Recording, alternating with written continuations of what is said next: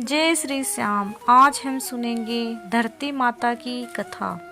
एक माँ थी, उसके एक बेटी व एक बेटा था। दोनों छोटे छोटे थे।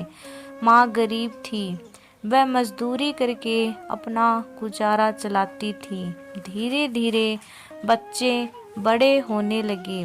बेटी शादी के योग्य होने लगी। माँ बूढ़ी हो गई। माँ ने बेटे से कहा, बेटा तेरी बहन बड़ी हो गई है, अतः तुम्हारे जैसा घर और वर देखकर उसकी शादी करना। ऐसा कहकर माँ तो कुछ दिनों में चल बसी।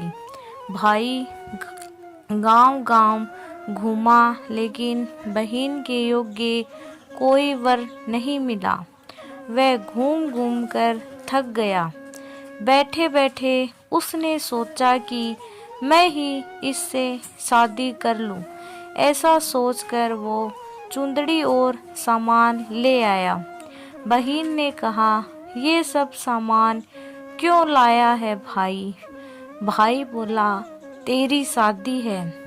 मोहल्ले वालों ने बहन से कहा, तुम्हारा भाई ही तुमसे शादी कर रहा है।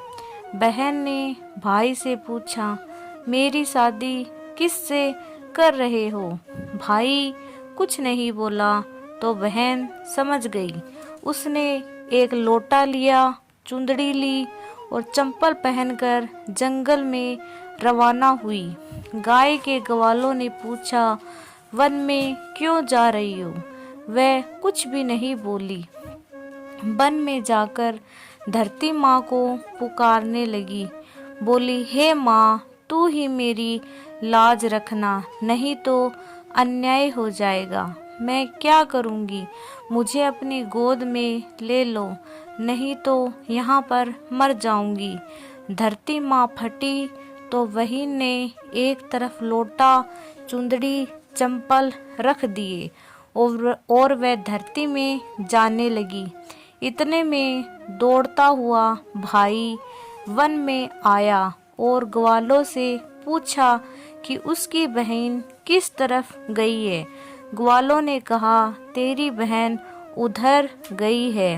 वह बहन बहन पुकारता हुआ दौड़ा तो बहन धरती माँ के अंदर समा रही थी। थोड़े बाल बाहर दिख रहे थे। उसने बहन के बाल मुट्ठी में पकड़े और रोने लगा। बहन, तू सत्य के लिए धरती माँ की गोद में समा गई। मेरी बुद्धि भ्रष्ट हो गई थी। माँ का वचन निभाने के लिए मेरे जैसा कोई वर नहीं मिला, इसलिए ऐसा विचार आया। पर धरती माँ ने सत्य के लिए बेटी को अपने में समा लिया। जो बाल बाहर रहे थे वो डाब बन गए। इसलिए औरतें कहानी सुनती है और लोटा, चंपल, चुंदड़ी एक बर्तन में हरे मूंग, एक लड्डू कुंवारी कन्या को देगी। उससे धरती माता खुश रहेगी। जय धरती माता।